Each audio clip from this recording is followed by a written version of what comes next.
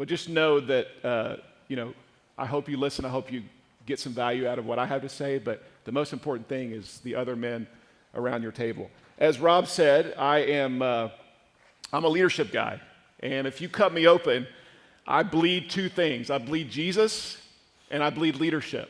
So what you're going to get today from me is leadership. And I know you've all been to conferences or gatherings or read leadership books, and we've all got our sort of picture of what leadership is, especially as it relates to what leadership is from a Christian perspective. But I think that, at least for me, my mantra of leadership is these three phrases. Be humble, stay hungry, always hustle. Be humble, stay hungry, always hustle. As Rob said, I led something called Catalyst, and I started working for John Maxwell back in the 2000s. Anybody read a John Maxwell book in the house? A few of you, yeah. John's sort of the grand poobah of leadership. You know, when you think about the modern era of leadership and who are the books that when you go in the airport or you go in Barnes & Noble, when you find the leadership section, there's lots of John Maxwell books that are there. I would say that John wrote one book and then the other 80 are all just a copy of the first one. But that's really good marketing and actually really good business in terms of taking something you did and stirring it up. But I worked for John, and we started something called Catalyst, and we really started with the idea that we wanted to gather young leaders, and so our team had a bunch of young leaders around us all the time. And I was young when we started. I was in my 20s, now I'm in my 40s. I'm the old guy now. A lot of you are the old guys now, even though you still want to act like, I'm trying to wear the skinny jeans, guys. Like, I don't know if it works. I mean, a lot of my jeans are just tight anyway. It doesn't matter how skinny they are. Yeah. I got the cool boots on, the Clarks from, I got the cool shirt. Silvio and I we're looking the part. Yeah. But these young leaders would show up at Catalyst, and they would come in my office, and the interns would hang out with me, and the first day they were there, they're wide-eyed and bushy-tailed. They want to change the world. And ultimately what they're asking at that point is, all right, Brad, how do I get ahead here? How do I achieve success? How do I get your job? What's the word or phrase that you would tell me right now, I'm starting my internship, that I have to live out? And I would always say this: be humble, stay hungry, always hustle. It's been my mantra, my life mantra for the last 25 years. And I think it's simple, but I think it's effective. And so I want to dive into those three areas today, really simply. Be humble, stay hungry, always hustle. What does that mean? The first one is humble. And we've all heard people talk about humility, but I think humility comes back to who are you? At the end of the day, who are you? It's all about the internal. When you think about humility, it's all about who you are on the inside. And let's go to the scriptures, right? If we're doing a men's summit at a church, come on, we got to get in the Word, right? Word. I'm going to read from my phone because, that's the most effective physical tool anymore to open up the scriptures. Mark chapter 10, if you have a phone or you have your actual physical manifestation of the scriptures, I do have that here with me. Mark 10, verse 35. Mark 10, verse 35 through 45. James and John, the two sons of Zebedee, came up to Jesus saying, "Teacher, we want you to do for us whatever we ask of you." And he said to them, "What do you want me to do for you?" He was drawing them in. They said, James and John said, "Grant that we may sit one on your right and one on your left in your glory." But Jesus said to them, "You don't even know what you're asking. Are you able to drink the cup that I drink or be baptized with the baptism with which I am baptized?" They said, "We are." Can't you just picture James and John? Yeah, we got it. Yeah, we're with you. We can do that. We're able. Jesus said, "The cup that I drink, you shall drink, and you shall be baptized with the baptism with which I am baptized. But to sit on my right or my left, that is not mine to give, but for those for whom it has been prepared." Hearing this, here we go. This is where the humility or lack of starts. Hearing this, the 10 began to feel indignant with James and John. The other 10, calling them to himself, Jesus said to them, "You know that those who are recognized as rulers of the Gentiles lord it over them, and their great men exercise authority over them. But it is not this way among you. It's not this way among us, men. But whoever wishes to become great among you shall be your servant. Whoever wishes to be first shall be slave of all. For even the Son of Man did not come to be served, but to serve, and to give his life a ransom for many. Humility is about making other people the lead story at its core. Humility is not about you getting weak. It's not about you stepping back, you doing the aw shucks, I don't know what I'm doing. But it is about making other people the hero of the story. The first shall be last. And leadership, when we think about leadership, a lot of us, if we're honest, whenever we got that position, some of you have got it now in the company, or you started your own business, or you've worked your way up the ladder, and at some point you thought, if I can get to the top of the organization, that will be the ultimate expression of me being able to tell other people what to do, of me having everybody else serve me. And a lot of us think that's what leadership is, but I would suggest that once you get to the top, once you're in charge, once you're the person who has all the power, you flip the model, because Jesus did. He completely flipped the model of leadership. He said, no, the first among you shall be last. The greatest among you shall be a servant. So whenever you get to be CEO, executive director, grand poobah, senior pastor, whatever that title is, the first thing you start to think about, just to set up this idea of humility, is that no, my job now is to serve. The more power I have, the more serving I do. If you're too big to serve, then you're too small to lead. If you're too big to serve, you're too small to lead. I want the person who has the most power, the most influence, the most notoriety, the most followers on social media, just fill in the blank of all those. The most. When you get there, your responsibility is to now flip the model. Flip the model. The great leaders today who live out humility, they're constantly saying, how can I serve you? How can I lift you up? How can I make you the hero of the story? So this is culturally, men, who else is saying that? Our culture today is not saying, once you get to the top, your job is to serve. Our culture is saying, once you get to the top and grab the power, then make it all about you. I got to get all that. I got to make sure it's that I'm the lead story. That's not our Jesus-defining, scripture foundational perspective on humility. It's simply this, that when I get to the top, I flip the model. I move to the bottom, and now my job is to serve. Now, do I get weak? Do I get soft? No. You just simply start to see things through a different lens. And if we get that as leaders, I'm telling you, it changes the story. And a lot of people in your company or your business or your environments will start saying, what in the world? What is going on with you? Like, you really do believe this idea that you're here to serve me? Yeah, that's a humble leader. And where does it come from? Let me give you 3 areas it comes from, because that's what we want to get to. 3 areas it comes from. 3 habits you have to put in place. Self-awareness is number 1. Self-awareness. The idea of authenticity. If you want to be a humble leader who flips the model, self-awareness has to be where you start. Self-awareness rules. Like, self-awareness today is probably the most important part of your leadership. And what do I mean by that? It's the idea that you know yourself well. That you're confident because you're aware of the way you're wired. God has wired each one of us, men, uniquely. And authenticity, when it gets lived out, is that you're congruent. You're congruent between the people that work for you, around you. They see one side of you.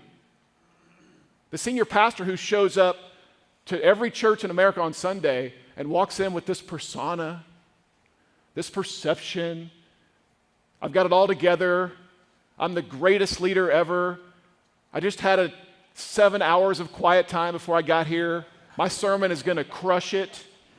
And then you walk into their office on Monday or Tuesday, and they're barking at their team. They're rude. They're short-tempered. They're dropping cuss bombs left and right. You're like, whoa, whoa, whoa. What happened to Joe, the senior pastor that was inspiring me to walk out and impact my world, and now this guy? And that's when there's inauthenticity. There's a lack of congruency between these two worlds that we live in. And every one of us as leaders, we will struggle with this at some point. The higher you go up the ladder, right? The higher you go up the ladder, the harder it is to maintain your sense of authenticity. Because when you start out and you got nothing to lose, man, here I am, I'm authentic. Take everything I got, this is it.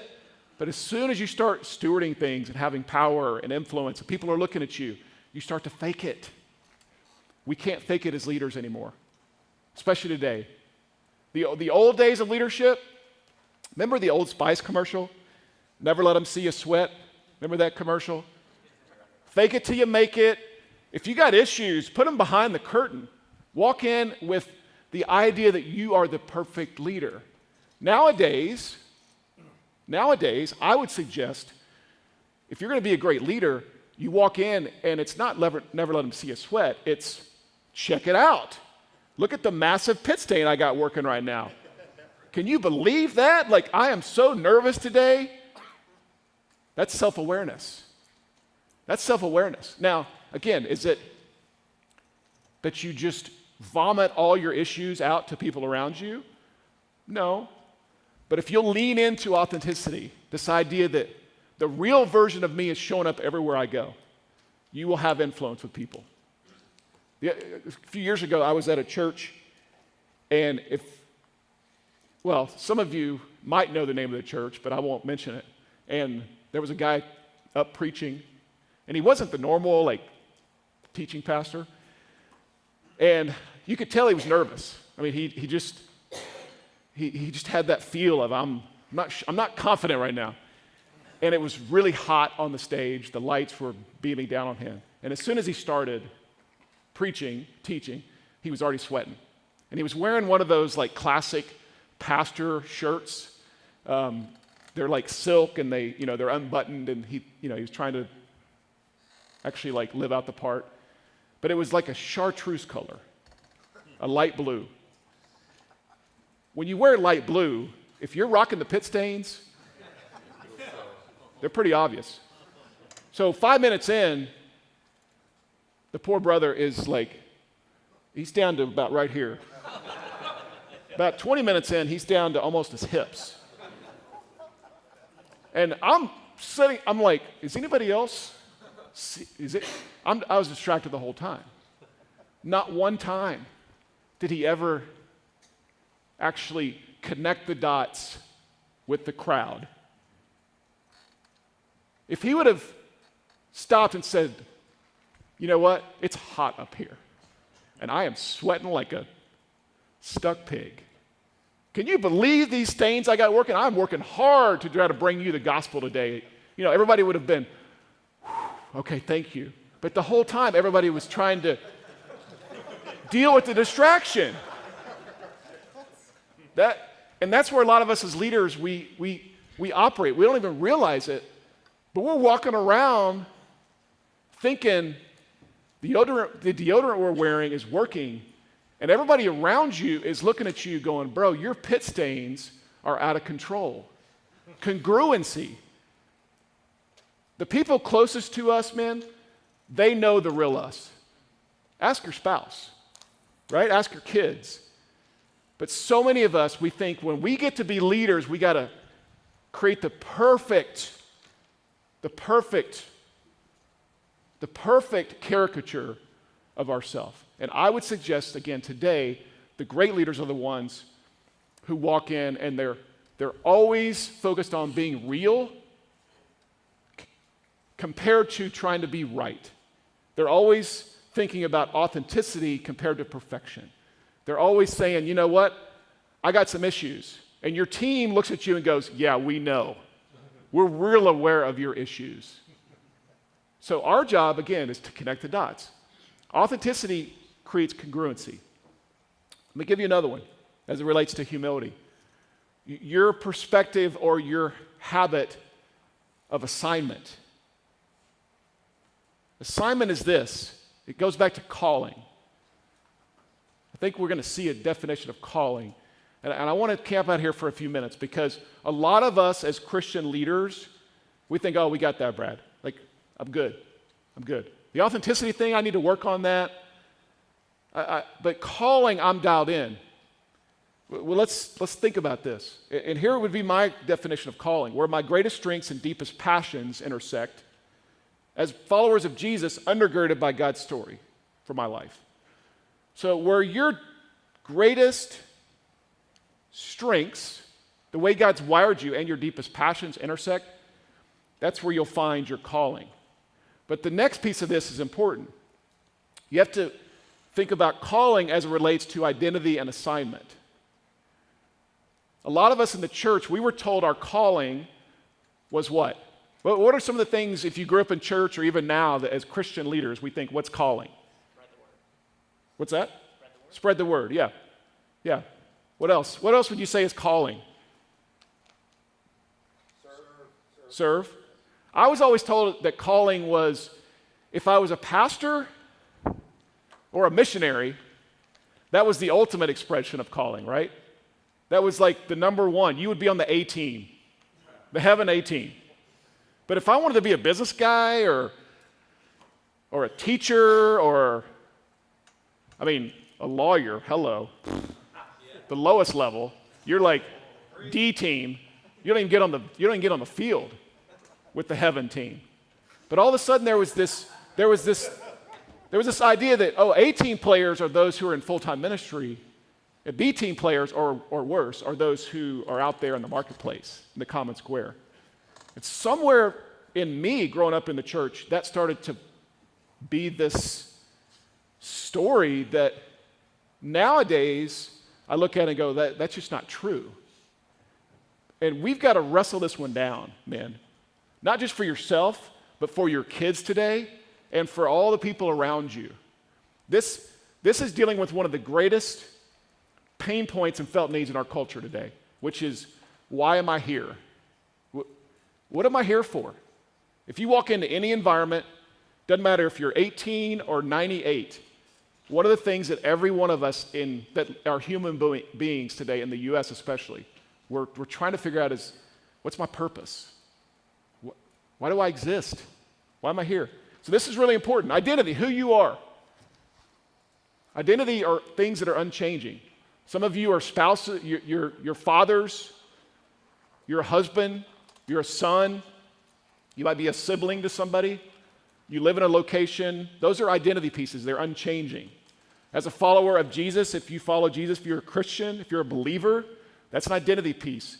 Going back to the word, spread the word. This is important.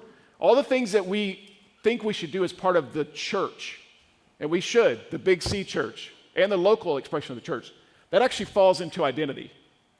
That's in your identity. Are you supposed to share the gospel? Absolutely. That becomes everybody's answer as it relates to identity. What about calling? Why you're here? Why you're here? Here's my calling statement. My calling statement is to influence the influencers. Now, does somebody else have that one? Probably. I don't have like a trademark on that statement. Lots of other people might. That's my calling. That's why I exist. That's the why piece. That's the riverbanks, the broad riverbanks that I can now run in. So to show up and hang out with 70, 80 men, I'm in. I'm influencing the influencers.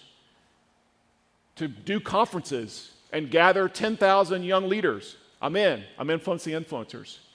To show up in a company. I was in a company in LA 2 days ago, a $200 million family-held business. I'm influencing the influencers. That's my calling statement. That's my why I'm here.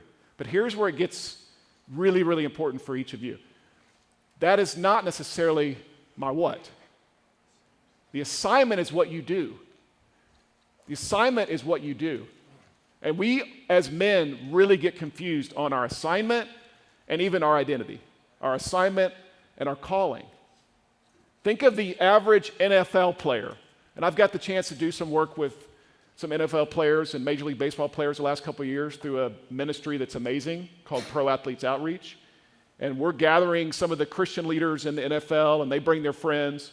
You know what the number one thing that they'll tell me that they deal with in their career is, I'm 32, Brad, and I just got cut. I just got cut by the 49ers. And now my life is over because everything I was living for related back to incorrectly my identity. That player, all of their life, everything was put into that category. So now what they do, which was an NFL player, had become who they are. So they get done with the career. It's like, well, what am I going to do the rest of my life? I guess I'm just going to coast into eternity. I guess I'm just going to be on the C team from now on. No, wrong answer. Being an NFL football player was never your identity. In fact, it was never your calling. It was an assignment on your life. It wasn't who you are, and it wasn't why you're here. But so many times in our culture, we know this is true, right? When you go to college, what's the question everybody asks you? What is your major? Now, that's a fine question. I don't mind that question. But we got to start asking the question to an 18-year-old, 19-year-old, 20-year-old, who are you? Why are you here? But it's hard for us to answer those questions when everything goes back to, oh, what you do actually now tells me everything about you. So some of you are at a place where you're going, wait, Brad, I've never heard this. Like, my what I do doesn't necessarily answer the question of who I am. Exactly. Because what happens when you have 5 or 7 different seasons of assignment over your life? Is that changing your calling every time? No. That calling statement for you should be connecting all of the dots. And here's what's interesting. Today, the average 25-year-old, who in here is in your 20s? Several of you, yes. Welcome to the jungle of the calling schizophrenia stage. The average 25-year-old going forward is going to have 15 to 17 seasons of assignment. Now, you know how many my dad had? 1. Educator, 40 years in the public school system. Whether he liked it or hated it, whether he felt compelled and called to it, it was a means to an end. Get me to the weekend, get me to vacation, get me to retirement as fast as possible. Get me to the cruise ship so I can go play shuffleboard on the Caribbean cruise. His whole life, not him, but that generation, they weren't thinking about the idea of calling. They were just thinking, this is how I pay for things. I'm going to have 5 to 7 different seasons of assignment over my course of my career. I was a wrangler on a ranch in Colorado for like 5 years. I worked in a consulting practice. I helped start a magazine company. I worked for John Maxwell. I did conferences. Now I'm doing a lot of this. Those are 4 different seasons of assignment. But when I was the Catalyst guy, what happened to me is that assignment, running Catalyst, started to become my calling incorrectly, and then it started to become my identity. And all of a sudden, I was Catalyst Brad. Well, what happens when I leave Catalyst and I feel like God moves me to something else? Have I lost my calling and my identity? No. But for so many of us, that feels like what happens to us. So this is incredibly important for you to understand your who, and to operate out of a posture of humility. You got to answer these questions. Who are you? Why are you here? And what do you do? Who are you? Why are you here? What do you do? Who are you? Why are you here? What do you do? That will be so helpful if you haven't done that before. Does anybody have a really good calling statement on your life that you feel like is the why answer to why you exist? Again, mine's influence the influencers. Anybody else got one that you would share in a very authentic way in front of your peers? Yeah, red American flag guy. Yeah, sometimes I feel like I'm here to show everybody what not to do. They can see all my mistakes, bad decisions. Yeah, it's good. Who is incorrectly connecting your identity to your assignment right now? Anybody? A lot of us. If we're honest, a lot of us in this room, what you do is defining who you are. And it's okay. Again, that's the question we get asked our entire career. When you go to the dinner party with people you don't know, you start with, hey, tell me what you do. Well, I'm an engineer. Cool. Is an engineer your identity? No. It's an assignment. What's your calling? Well, I feel like God has put me on this earth to connect things. Okay, now we're talking. Interesting. Now you have lots of options. When you figure out that calling statement, no longer is there one thing on your life, man, that if you don't find it, you never ultimately get to the success metric of what you think God had for you. There's lots of assignments for you that you can actually win at and actually win for the kingdom that will fulfill your calling. When I talk to 20-somethings especially today, and I hear them say, I've had 7 jobs, Brad, and I'm a barista right now, and I'm doing the side hustle, and I'm thinking that I might want to go back to business school, but I really want to go work for this company. Great. Yeah, but again, those are assignments. Those are just what you do that hopefully will connect back to the statement on your life that gives a sense of connection. Because if we don't help the average 25-year-old, what's going to happen is we're going to have a generation of jumpers and of disloyal project generation managers. Meaning this, that whatever comes next for them, they will just look at and go, yep, okay, I'll try that for a while. Compared to, no, I now know what connects the dots for me. I now know why I'm here. That gives evidence then to my identity, but connects back to what I do. So, does that make sense? Questions or thoughts on that? Anything you want to push back on or validate? This is a really important part of, again, the posture of humility. Because so many of us, we're walking around insecure. We're walking around not just the authenticity issue, but the calling and assignment issue, and we're not really sure what the answer is to that question. Because our dad or our parents said, well, you should go be this. And we said, okay, great. And for 20 years, you've been climbing the ladder, but you've never actually asked the question, is this really what God has for me? Where your greatest strengths and deepest passions intersect. I think the reason why so many of us, man, have midlife crises, I think the reason is because we finally discover what the calling is on our life, but it's too late to pursue it. You got kids and mortgages and cars and a house, and you got a lot of stuff you're stewarding, and you should. Don't just stop and then go, well, throwing that all away, and I'm going to go pursue what God has for me. I finally figured out my why. But a lot of the times, that's what creates that tension, I believe. Let me give you one more before we do some table talk. The other piece I would say of humility is the habit of conviction. And this is really about your character. A habit of conviction. We know this is true, right? Like the idea of character, integrity, discipline, and that's the broccoli of leadership. Everybody wants the steak, man. Everybody wants the good stuff, but the broccoli, the spinach, the salad of leadership is, are you digging really, really deep foundations in your life? Work on your who. The depth of your internal determines the reach of your external. Everybody wants to have a big impact and big influence. Everybody. Anybody I ask, hey, do you want to actually like make a difference in the world? Yeah. How big do you want that difference to be? As big as possible.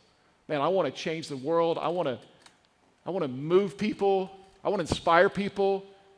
I want to create that next thing that will raise up millions of leaders around the world. Great. I love it. Congratulations. Now you know what you have to get to work on is digging a deep foundation. Because if God's ever going to give you something big to steward, your internal, the deep foundation actually gives you the opportunity to go a long ways and have a big impact externally. We all want to shortcut it today, right? We want a crock pot. Give me the crock pot or give me the microwave. A lot of us are microwave leaders in our culture. Put them in for 2 minutes, ding, ding, ding, ding. Get them out, now put them in. No, you know what, the crock pot, like when somebody's cooking in the crock pot, it's like days. The beans are in there for 97 hours straight. That's what we need today. We need leaders who are crock potted, that have deep foundations. Like the internal determines the external. The internal will always determine the external. Deep roots, men, create long-lasting and impactful fruit. Deep roots create long-lasting, impactful fruit. And what does this go back to? I mean, it's Matthew 7.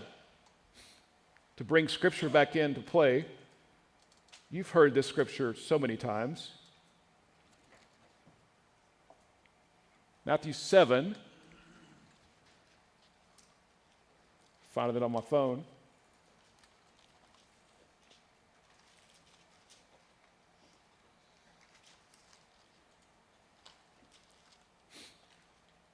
Matthew 7, verse 24. Therefore, everyone who hears these words of mine and acts on them may be compared to a wise man who built his house on the rock. Are you building on the rock or are you building on something else? As the rains fell and the floods came and the winds blew and slammed against that house, yet it did not fall, for it had been founded on the rock. Everyone who hears these words and does not act on them will be like a foolish man who built his house on the sand. The rain fell, the floods came, the winds blew, slammed against that house, and it fell, and great was its fall. A lot of leaders who are my friends, a lot of leaders in the church, the Christian world, nonprofit world, and in business, we're seeing a lot of stories of, oh yeah, man, I heard about that pastor who 10 years in, moral failure, their team hated him, nobody wanted to be around him, major pitfall, major fall. Why? Nobody sets out, right? None of us would raise our hands today and go, Brad, if I could choose a path for myself, it would be at 47, I would have a major screw up and moral failure, and I would get fired and be put on the sideline to never able to have influence again. Nobody ever says that. The people who end up on the sideline with the moral failure, they didn't start out at 22 and go, someday, man, I just hope I can screw things up for everybody in my life. Nobody ever says that. Nobody does. Why? What happens? I think it's because at some point, their character started to fall behind their competency. And men, character has to be greater than competency every single time. Character has to be greater than competency. Yeah, I love the fact that you're crushing it and you're the world's expert on pharmaceutical sales. Love it. Man, awesome. Way to go. Good job. But can I trust you? Do you have integrity? You got any discipline behind that? Or are you going to steal my money? Your character has to be greater than your competency. Deep roots create lasting fruit. Work on your legacy and your reputation, not just your resume. Work on your legacy. Work on the statement people are going to say about you at your funeral. Don't just worry about your resume. Now, that's important. I'm not saying leave that behind. But so many of us, the resume is about competency. The resume is about, let me show you what I've done that's going to wow you. And that has to be part of it. But you also have to show, let me help you understand how deep my roots go. That you will never have to worry about me having a lack of character. I remember when I was in my 20s, I worked on this ranch in Colorado called Lost Valley. And I found this place when I was in college in Oklahoma. A fraternity brother had worked there. And it's like a guest ranch. I mean, imagine City Slickers, but way nicer. And this place has 150 horses and 200 head of cattle. And, I grew up in Oklahoma, so everybody in Oklahoma, you just think, oh, I know about cows and horses, and you don't, because you see them in the pasture. And I went and worked on this place and went for 5 months, was going to go back to law school at Oklahoma, and I ended up staying for 5 years. So I truly was like the guy that became the wrangler and lived the part. I mean, the tacky Western shirts, cowboy hat, Wrangler jeans. By the way, you know why Wrangler jeans are worn by every cowboy? Does anybody know the reason why Wranglers are the official saddle-sitting jeans of the world? You know why? Because the seam for Wranglers is on the outside. Just a little dinner party fun fact for you. For next time somebody just says, hey, what do you know that I don't know? Wrangler jeans, they put the seam on the outside. So all the bull riders and anybody that rides a saddle for hours, you want that seam on the outside, because otherwise the old internal thighs there get chafed considerably. There you go. Worth your money right there. That's the thing you're going to take home. I was mentored while I was there by a gentleman named Bob Foster, and Bob was the guy who started this place called Lost Valley. He was friends and sort of peers with people like Chuck Swindoll and Billy Graham, and the legacy piece was strong with Bob. He was 75 at the time, and I was 24, and he mentored me for 5 years straight. And we would meet for breakfast every Friday, and it was so impactful. The things that I now get to do were in many ways all because of the stuff he poured into me in my early 20s. Scripture memory. You ever do the Navigator's 5-finger scripture memory system? We rocked that thing every week. And one of the things he would say to me every Friday at breakfast, every Friday, as, again, a 75-year-old man who's lived a long life, and I'm a 23, 24-year-old complete knucklehead. And he would say, Brad, your 20s establish your 70s. Your 20s establish your 70s. Your 20s establish your 70s, every week. If you want to be the man of God I've become at 75, start working on being that man of God right now at 23. Legacy starts now. The reason you're so concerned about conviction of character, well, Brad, I got time to work on that. Wrong answer. It's now. Your legacy begins today. So if you're 23 or you're 33 or you're 53, the mindset is, I'm digging deep roots to create great fruit, but also because I want to leave a legacy. My character is what people will talk about when we get to the funeral. They won't talk about what I did.